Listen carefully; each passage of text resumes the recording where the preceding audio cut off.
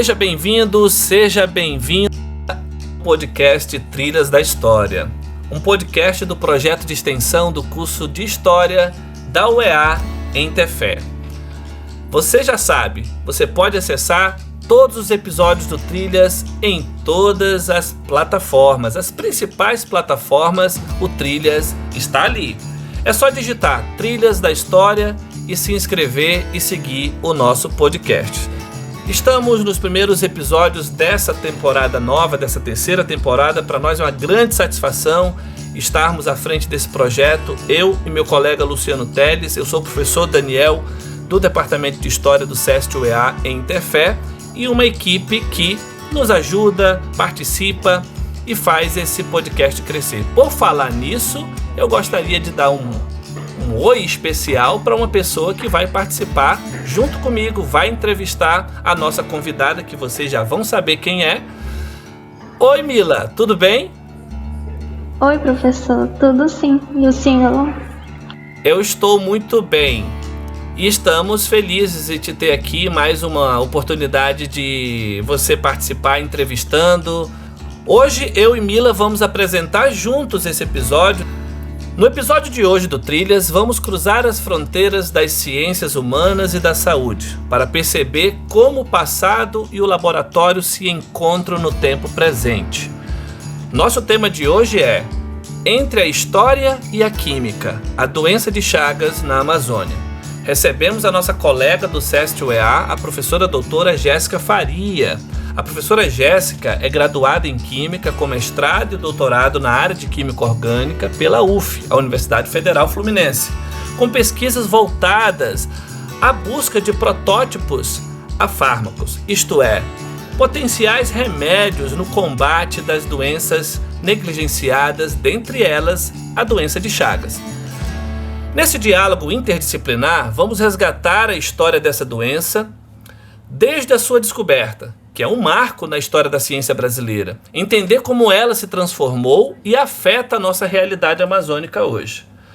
E também vamos deixar alertas fundamentais da saúde pública para a nossa comunidade de Tefé e região no Médio Solimões. Um episódio onde a química ajuda a contar a história e a proteger o nosso tempo presente. Fique conosco, o episódio será incrível. Professora Jéssica, seja muito bem-vinda ao podcast Trilhas da História. Olá, professor Daniel, aluna Mila Pedrosa. Estou muito feliz de estar participando do programa, já sou ouvinte e para mim é uma honra estar agora aqui compondo esse episódio e falando com todos aí. Muito bem, nós que agradecemos a sua presença, já estávamos pensando nisso desde o semestre passado. A Jéssica já tinha trocado algumas ideias sobre esse assunto e eu achei, assim, atinei na mesma hora que seria muito importante a história conversar com a química. Nós vamos entrar no nosso primeiro bloco de perguntas daqui a pouco, onde a gente conhece um pouco da jornada acadêmica da professora, a pesquisa dela na área da química, mas antes eu acho que seria importante, Mila, você dar aquele recadinho para os nossos ouvintes. Com certeza, é importante compartilhar com amigos, familiares, nos grupos, WhatsApps, para fazer esse episódio ser mais ouvido, ter mais visualização, né? E é um episódio inédito, né? Que a gente vai ouvir, que é com a química, né? Muito bem, esse episódio com a química vai dar o que falar, não tenho dúvida. Inclusive, isso que a Mila falou é importante, porque quando você compartilha, as pessoas acabam tendo acesso ao conhecimento e podem também fazer perguntas, fazer algum comentário. A professora Jéssica com certeza estará à disposição para tirar alguma dúvida ali no YouTube, nas plataformas de áudio, enfim. Vamos então ao nosso primeiro bloco de perguntas. Então, para a gente começar, professora Jéssica, fale um pouco sobre sua trajetória de vida. Quem é a Jéssica Venância Faria? E a sua relação com a área da química? Eu quero aproveitar na mesma pergunta como a química, que muitos veem como uma ciência de laboratório, pode dialogar de uma forma tão profunda com a história e com a sociedade, especialmente com a saúde pública. Então, Daniel, essa sua pergunta é muito especial, porque ela trata não apenas da minha formação, mas da minha identidade como cientista. Bom, meu nome é Jéssica Venância Faria, eu sou professora e pesquisadora na área de Química. Iniciei minha vida científica na área de Química Medicinal, Química Orgânica, né? Sintetizando moléculas com potencial para virarem medicamentos que combateriam as chamadas doenças negligenciadas. Que seriam essas doenças? São aquelas que vão acometer pessoas de vulnerabilidade social e também que possuem pouca atenção da indústria farmacêutica, ou seja, geralmente não tem uma terapia muito boa, os medicamentos, né, são caros. Então, no mestrado, eu sintetizei moléculas que foram potentes contra o agente etiológico causador da doença leishmaniose, uma doença terrível que causa feridas na pele e no intestino das pessoas. E já no doutorado, eu trabalhei em Farmanguinhos, Fiocruz, fui ter acesso a outros tipos de doenças negligenciadas, como por exemplo a doença de Chagas, que trataremos hoje, e tuberculose, e aí eu fui sintetizando outras moléculas. Também tive bastante êxito em uma com atividade contra o bacilo de Koch, agente etiológico da tuberculose in vitro. Então, a mágica da química tá aí. Você sair do laboratório para um dia conseguir alcançar um potencial medicamento. Então, como se eu fosse uma super heroína na minha cabeça. Então, na graduação, eu já tive essa sensação, uau, eu consigo melhorar vidas com o meu trabalho. Então, aí que está essa relação que o senhor perguntou de como que seria, né, a química, como que ela dialoga, né, com a vida, né? Ela não é uma ciência só do laboratório, na verdade. Sim, ela é profundamente conectada, né, com a vida, com a sociedade, com a história. E se a gente olhar historicamente, né, a química, ela está presente na história, quando a gente fala de grandes marcos, né, na produção de medicamentos, encontro de vacinas, como tivemos agora aí com a pandemia da Covid, né, no desenvolvimento de tecnologias, celulares, smartphone, tudo isso também tem relação com a química. E no meu campo de atuação, seja, né, sintetizando moléculas ou buscando biomoléculas produzidas por micro-organismos, fungos, por exemplo, da Amazônia, que eu tenho trabalhado agora na área da biotecnologia. Então, você sempre vai tentando o quê? Oportunidades de utilizar a química para servir como uma ferramenta para construir conhecimento em benefício de melhorar, né, a vida das pessoas, seja um protótipo a medicamento, seja um protótipo a biofungicida, né, porque geralmente os fungos produzem moléculas com ação fungicida, então pode virar um biofungicida.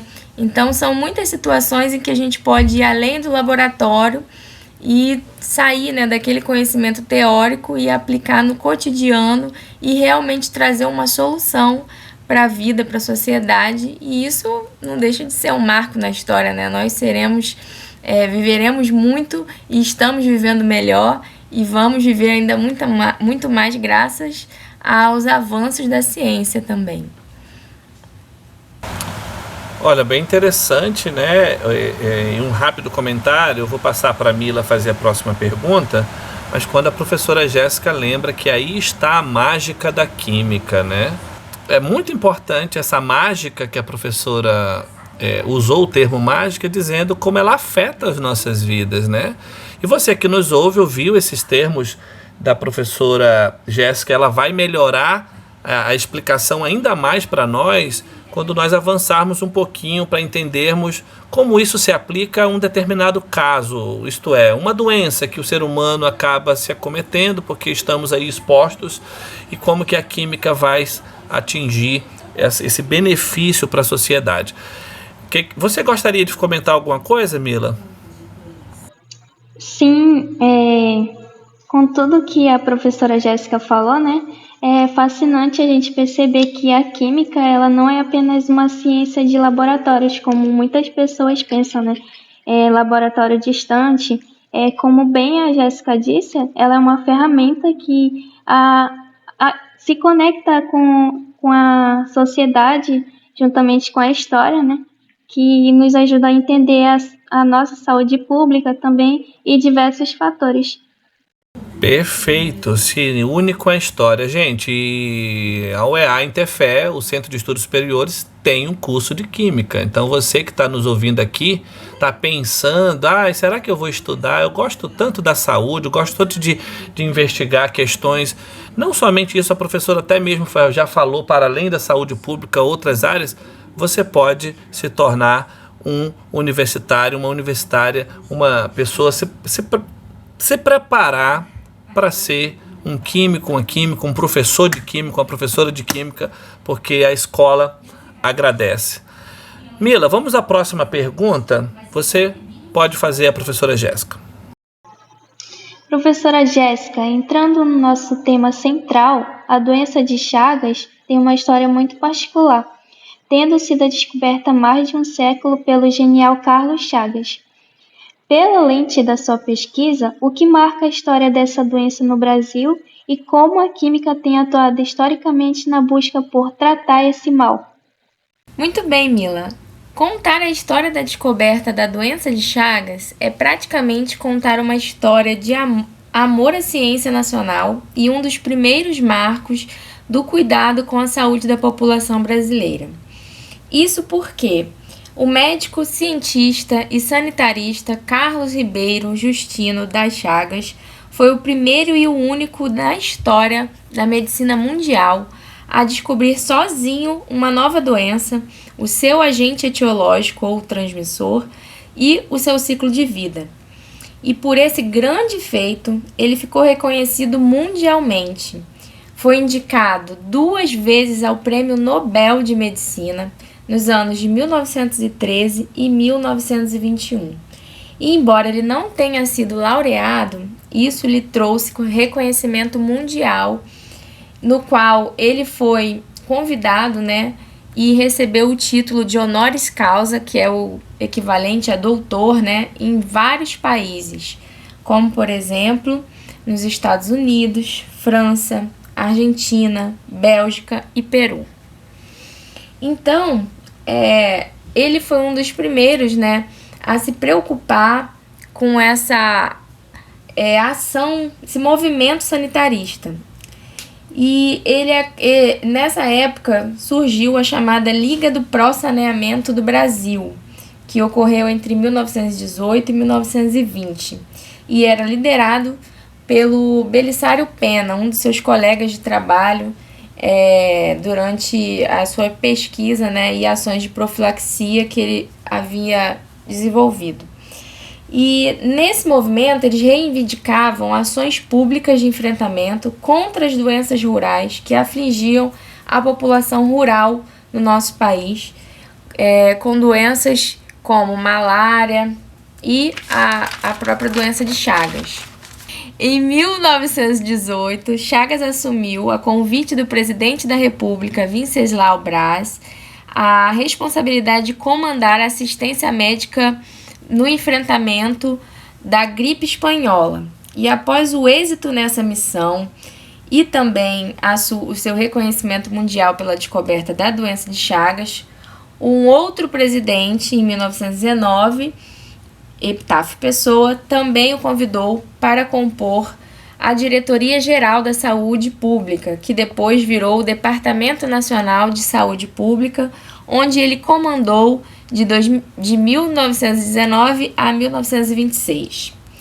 Com isso, ele criou várias ações de enfrentamento e combate às endemias rurais, modernizou a legislação sanitária, criou um extenso código sanitário brasileiro e também, além disso tudo, ele também se preocupou com a formação de profissionais especializados.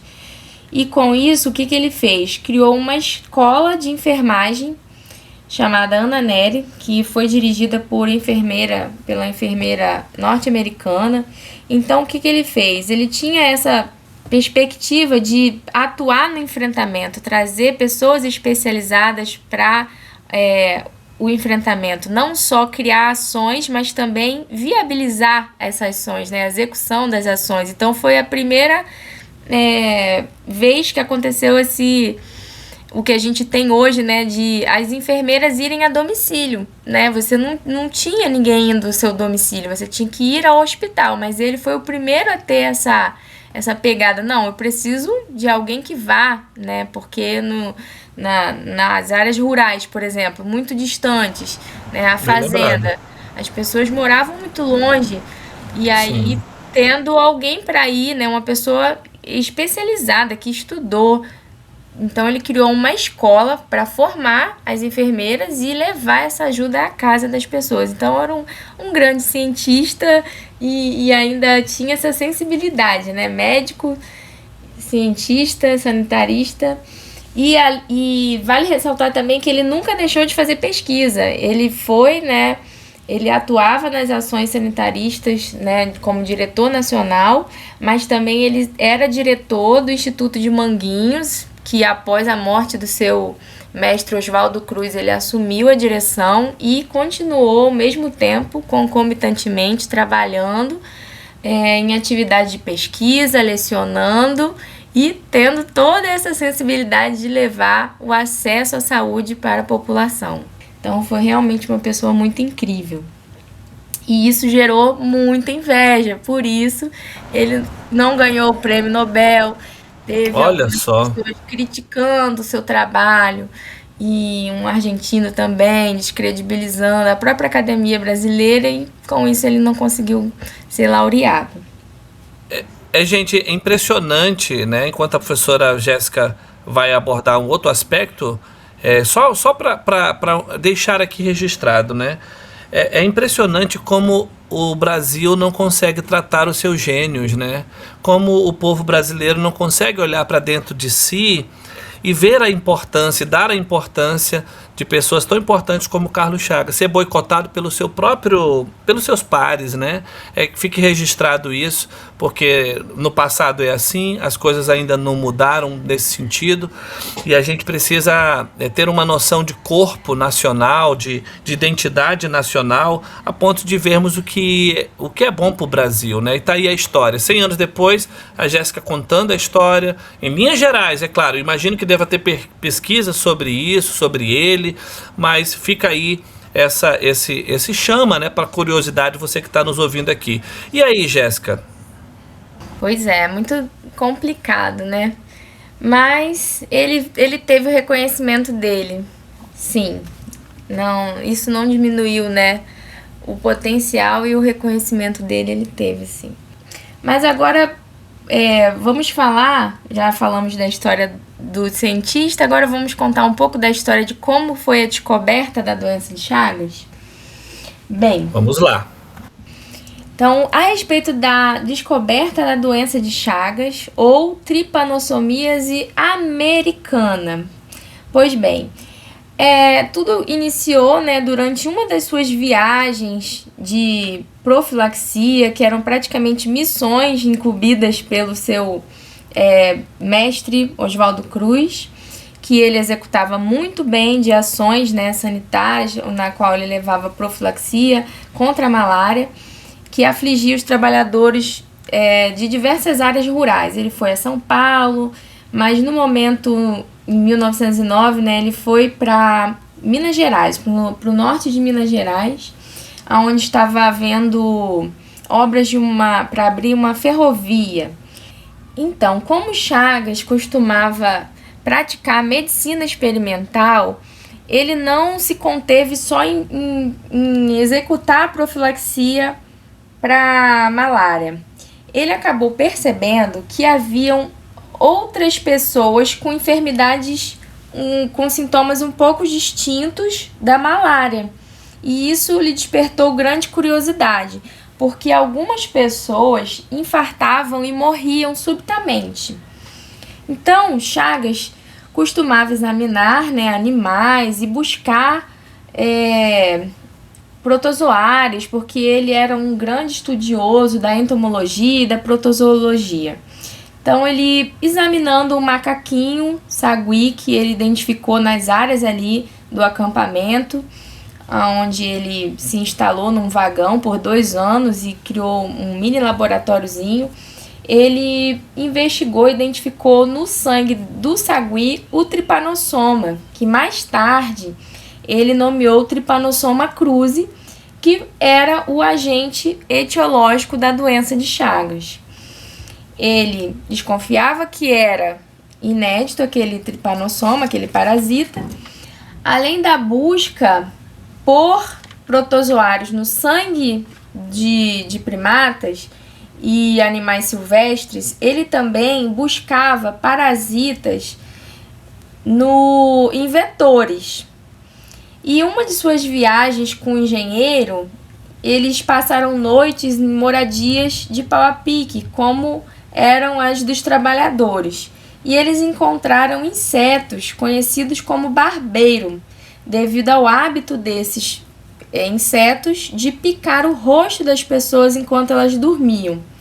E ele coletou algumas amostras para depois analisar.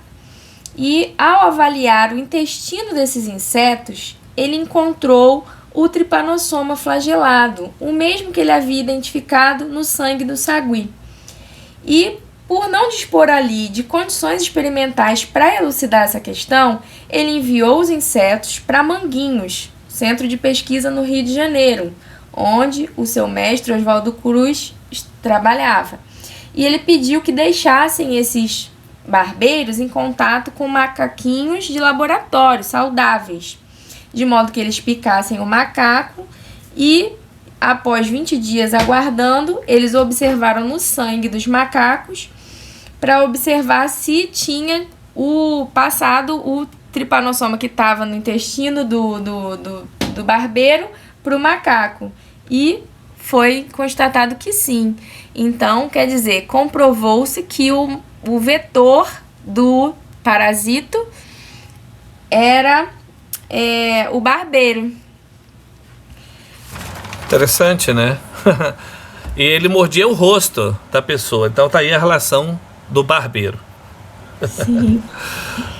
Aí Chagas já tinha o agente etiológico, já tinha um possível vetor e ele partiu para a investigação nas moradias das pessoas doentes.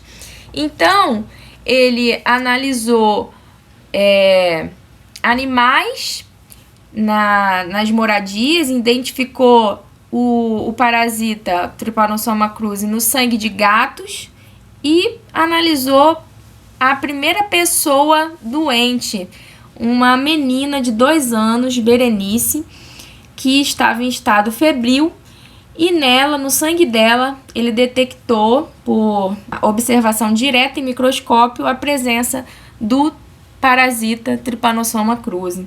E aí estava elucidado, então, o ciclo da doença. Entendi. Levou o seu nome. Muito bem. Ou seja, os seres humanos passaram a adquirir a doença, né, Jéssica?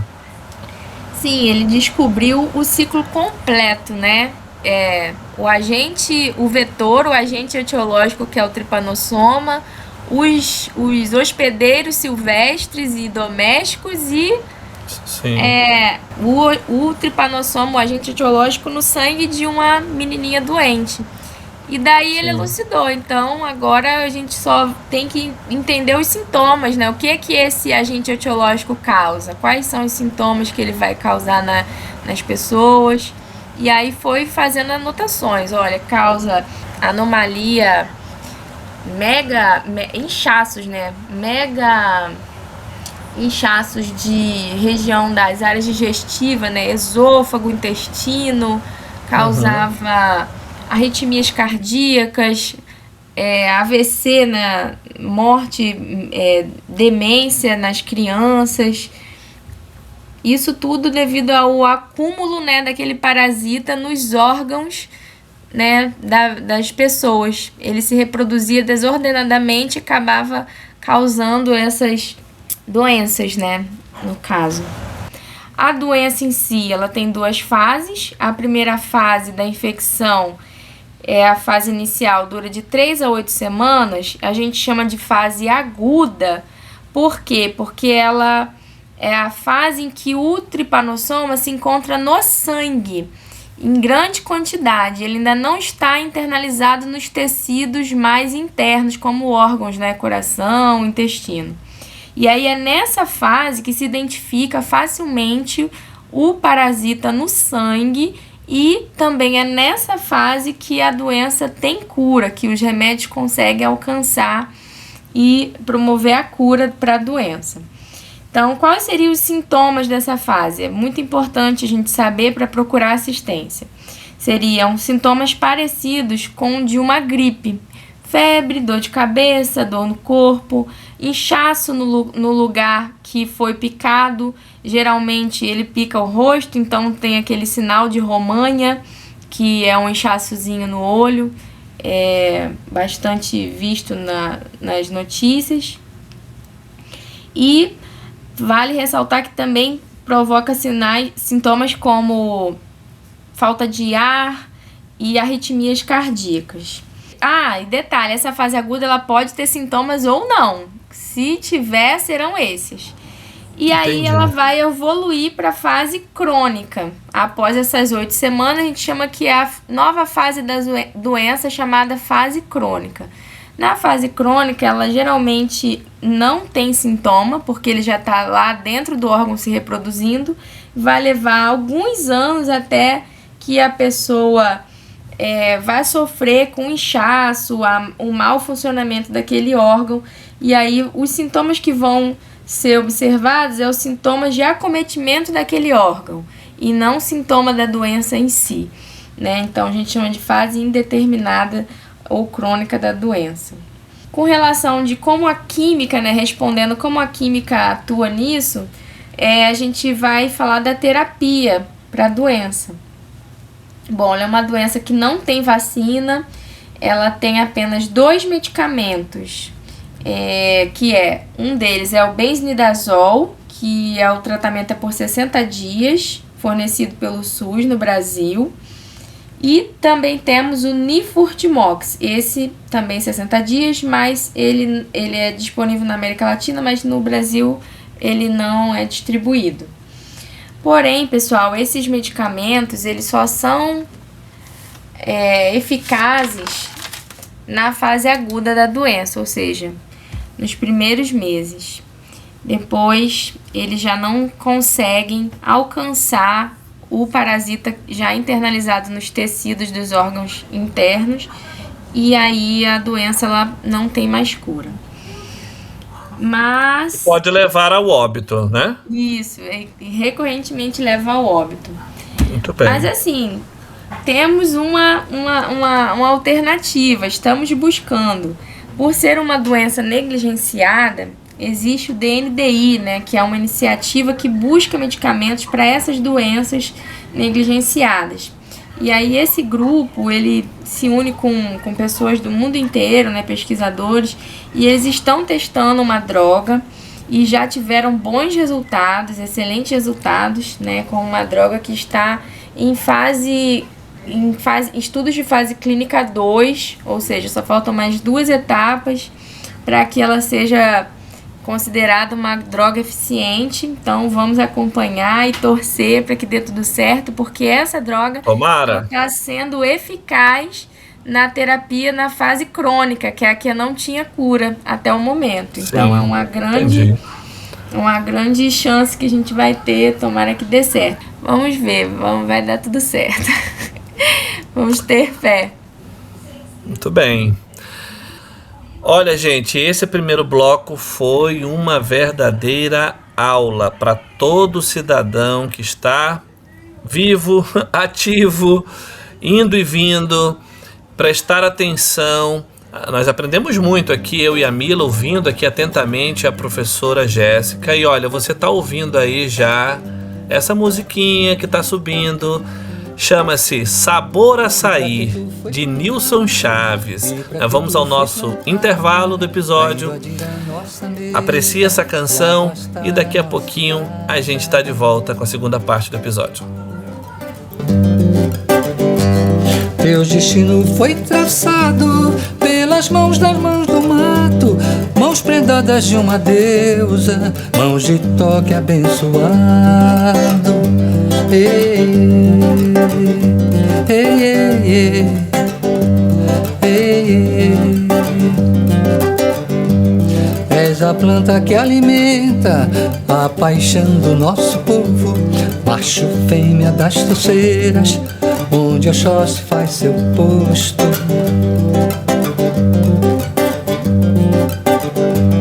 A mais magra das palmeiras, mais mulher do sangue grosso e homem do sangue vasto, tu te entrega até o caroço.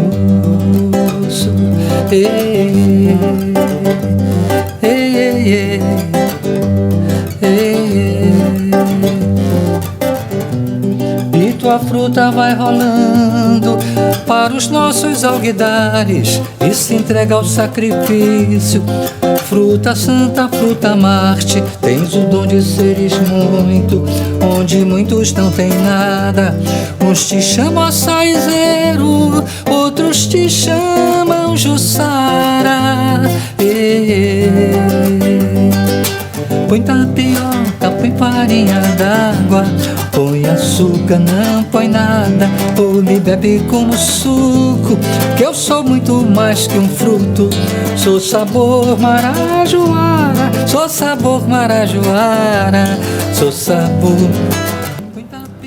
Maravilha, que canção linda, maravilhosa, bem sugestiva, bem na direção do nosso tema. Você vai já entender porque que a gente está tocando Sabor Açaí aqui de Nilson Chaves, uma canção que nos faz refletir sobre a beleza que é morar na Amazônia, a relação que nós temos com essa fruta e o quanto nós gostamos de tomar açaí por aqui. Em nosso episódio de hoje, nós estamos falando sobre a relação que existe entre a história com a química, gente. Entre a história e a química, a doença de Chagas na Amazônia. Nossa convidada especial é a professora doutora Jéssica Faria, que no primeiro momento do nosso episódio apresentou, problematizou, explicou muito bem como é que funciona a relação da história, da química na história, a saúde pública e especificamente como é que funciona, o que está acontecendo em relação à doença de Chagas. E agora a gente vai aprofundar. Mas Mila, vamos dar aquele recadinho básico antes de a gente retomar o nosso segundo bloco. Só lembrando, né, sobre a interação com o episódio para ter um alcance melhor e para ele ser mais reconhecido, né? Compartilhar, enviar no privado, né, nos grupos, para esse episódio ter um alcance maior. Qualquer comentário ou dúvida você pode enviar para a professora Jéssica, que ela vai estar disponível para responder a qualquer curiosidade. Então vamos ao nosso segundo bloco de perguntas. Jéssica, quando o brasileiro escuta falar em doença de Chagas, logo vem à mente a imagem das antigas casas de taipa, né, e do inseto barbeiro, como você acabou de explicar no primeiro bloco, às vezes subindo na parede, né? Enfim. No entanto, a nossa realidade amazônica trouxe um novo e desafiador capítulo para essa história, principalmente com a transmissão oral pelo consumo dos alimentos chamados in natura, né? Como é o caso do açaí. Como você avalia esse cenário no contexto da região amazônica atualmente? Essa sua pergunta é bastante pertinente, professor Daniel, porque realmente a forma de transmissão da doença de Chagas mais comum atualmente ocorre pela via oral, ou seja, através do consumo de alimentos que estejam contaminados com o Trypanosoma cruzi. Fezes, urina dele ou até mesmo pedaços do barbeiro triturado, que o barbeiro contém o Trypanosoma cruzi, né? Então a gente consome o açaí que está lá contaminado, na hora do preparo não tiveram cuidado na sanitização, e aí a pessoa acaba ingerindo o agente etiológico causador da doença e vai adoecer.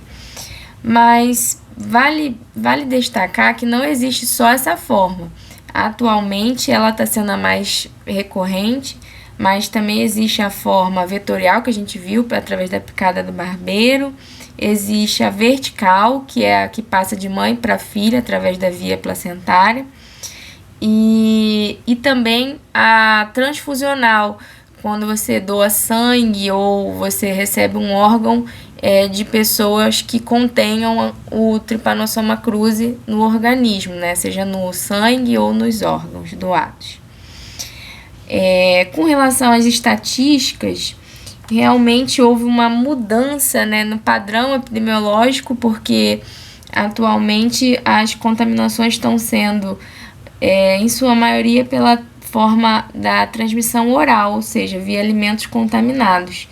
E essa questão ela tem muito a ver com a região amazônica, porque realmente aqui a gente tem um ambiente típico, né, com a presença do vetor, com a presença dos hospedeiros contaminados com o Trypanosoma cruzi e também devido às cadeias, né, produtivas artesanais do açaí. Então, todo mundo gosta de açaí e em alguns locais, né, também ocorre desmatamento e realmente você aproxima o hospedeiro contaminado com agente etiológico das pessoas e pode facilitar o acesso de pegar o açaí contaminado, ou então comer um bicho. Você comeu um alimento, pode ser ou o açaí contaminado com as fezes, ou também o animal, né, mal cozido. Mas enfim, dados, né, do SINAM destacam que a região norte ela correspondeu a 95% dos casos de diagnóstico da doença de Chagas no Brasil entre os anos de 2012 e 2023. Muito alto, né? Muito altíssimo, alto. 95%. E a região norte ela é campeã, né? No Brasil e no estado, o estado do norte com maior incidência é o Pará, com 70% dos diagnósticos. Apesar de no Amazonas a gente não ser, né, o mais notificado, vale destacar que pode haver aí uma subnotificação, né, que é quando não há registros, né? Por quê? Devido à falta de diagnóstico. Então, a doença de Chagas, devido a essa fase assintomática dela, que pode acontecer de a pessoa não apresentar nenhum sintoma, então ela é uma doença que tem muito isso de subnotificação devido a não ter sintoma, então não tem diagnóstico. Então, por isso que fica o alerta aí, que é bastante preocupante. Então, se você mora em uma área que tem casa de madeira, que o barbeiro pode se esconder, ou você já viu um barbeiro, né, que eles são pretinho, marronzinho, eu já vi em Tefé pretinho. É importante você, se você tiver algum sintoma, você ir para o médico, pedir avaliação, né, que é o diagnóstico, para poder se cuidar, porque passou da fase das 8 semanas, você já não tem mais um remédio eficaz. Então, uma doença que você tem que estar sempre em busca de diagnóstico para ela. Muito bem. Mila, fazendo aí agora, já estamos chegando próximo do fim do nosso episódio. A última pergunta para a professora Jéssica. Professora Jéssica, para a gente fechar o nosso bate-papo, olhando para a história da saúde pública e para os dados que a sua área levanta hoje, qual o alerta que deixamos para a população de Tefé e a região? Quais os cuidados reais e práticos que o cidadão do nosso tempo precisa ter no dia a dia para se prevenir? Muito bem, Mila. Eu acho que o maior alerta que fica é transmitir conhecimento sobre a doença de Chagas, para que a população de Tefé ela saiba que ela mora numa área de risco, numa área endêmica, e que a doença é praticamente fatal se não diagnosticada de início. Então, mas ela é também 100% evitável. principalmente considerando, né, que o pivô agora dos surtos é devido à contaminação via oral. Então, isso é totalmente evitável. Então, por isso que eu aceitei participar do podcast, e eu já ministrei palestra 2 vezes no evento anual que tem no IFAM, para munir a informação, né, passar a informação para os alunos, para as pessoas, que essa informação seja repassada. Por quê? Basta você fazer uma pasteurização do açaí, que você já evita isso. O que seria pasteurização? É você colocar o fruto. Geralmente o pessoal, quando vai fazer o açaí, ele deixa o fruto de molho, ele lava com água normal, deixa o fruto de molho na água quente por um tempo. Não basta ser água quente, você tem que precisar a temperatura desse banho. E para pasteurizar, a temperatura mínima tem que ser de 80 graus Celsius por 10 segundos. Ou seja, não precisa nem muito tempo. Então, em vez de você botar uma água morna, você espera a água ferver e jogue a água próximo de ferver, acabou de ferver, ou fervendo, porque aí você vai garantir o mínimo de 80 graus Celsius por 10 segundos, e aí ninguém vai ter problema de ter lá o agente etiológico, o parasita, contaminando o alimento. Existem cartilhas na internet. Quando eu ministro palestra, eu passo o endereço da cartilha, posso fornecer para o professor Daniel colocar o endereço, de boas práticas, né, de sanitização para a produção do açaí, e com dicas, né, lavar com água sanitária, mas não pode se esquecer dessa etapa de jogar a água a temperatura de 80 graus Celsius por 10 segundos. É importante também a gente lembrar da população outras ações, né? Como, por exemplo, se ela achar, né, que ela está com sintoma, procurar um hospital para pedir o diagnóstico, né? O que no caso seria a sorologia ou exame direto de início. Outra forma também de você estar sempre acompanhando é você estar fazendo doação de sangue, porque quando você faz doação de sangue, eles têm que fazer o teste de soropositividade para Chagas. E assim, o SINAM, se tiver dado algum caso positivo em Tefé, o SINAM vai ser alertado, e aí vai haver um padrão, né, de ações sanitárias, vão buscar por quem foi, com quem aquela pessoa teve em contato, foi contaminado pela via oral, foi vetorial, vão pulverizar inseticidas na região, vão procurar hospedeiros, vão ter ações para que elimine aquele foco independente de como tenha sido o surto ocasionado, mesmo que não seja um surto, seja um único caso, mas as ações vão ser feitas, né, com a notificação. Então, doar sangue é uma coisa boa porque causa a notificação. Caso as pessoas não procurem, né, para fazer o diagnóstico, doar sangue é uma boa forma de estar alertando. E também ações como, por exemplo, testar, né, fazer análises de PCR dos alimentos periodicamente, do açaí fornecido na região, também pode ser um controle sanitário e uma ação que hoje em dia está tão comum, né, fazer esse tipo de análise, é bom. E seria isso, né, fornecer moradias dignas, evitar morar em áreas desmatadas, evitar desmatar e tomar precauções, né, com relação à produção do açaí. Maravilha, eu acho que essa parte final que nós chegamos no nosso episódio é de extrema utilidade pública. A dimensão pública desse projeto está atingindo a área da saúde pública. A professora Jéssica falou de pasteurização, né? Eu lembrei de Louis Pasteur, lá das minhas aulas de química, professora, tá vendo? Né? Que é esse processo de... um químico francês, né? Que desenvolveu, não sei se ele era químico. É o processo de esterilizar, né? O meio, qualquer meio. Muito então, bem. Você botando... eleva a temperatura. Alta, você mata os micro-organismos. E no caso, depois resfria. Uma cruz e morre.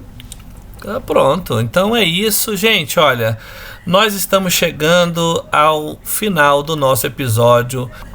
Você que enviou seu comentário ou sua pergunta, essa interação com o nosso público, a gente faz sempre questão, quer seja no Instagram, quer seja no Spotify ou no YouTube, qualquer comentário que você tenha enviado, a gente vai notificar. A professora falou muito dessa palavra, né? Notificar. Notificação aqui da informação, tá? Que isso chegue à população como um todo, da cidade de Tefé, que chegue aí também em outros locais do interior do Amazonas e por que não, em todo o Brasil, para a gente aprender bastante. A professora Jéssica, ao ser notificada, responde ali seu comentário, sua pergunta e a gente segue adiante. Bem, muito obrigado, professora Jéssica, pela sua participação nesse episódio. A gente ficou muito feliz, acho que a troca aconteceu, a gente viu na prática o que é a relação interdisciplinar de nossas áreas. Eu gostaria então que você fizesse os seus agradecimentos finais. Foi um prazer enorme participar, procurar fazer relação entre química, saúde pública e história. Eu achei assim um desafio bem legal e eu já tinha, interesse de falar sobre isso. Eu tenho projetos na área, eu gosto de estudar as doenças. Eu acho que a gente, quanto mais informação, melhor, né? E realmente a gente que trabalha na área de ensino, o importante é disseminar o conhecimento, né? Porque juntos a gente é forte, né? A gente precisa estar munindo as pessoas de informação. E uma coisa que eu vi, assim, que por ser uma área endêmica, ninguém sabia da doença. Então, acho que através aqui do podcast e da divulgação dos nossos alunos, para os familiares, com certeza esses números na região norte não vão crescer no Amazonas. Para o Amazonas não vai crescer. O problema não é o açaí, o problema é como a gente faz o açaí.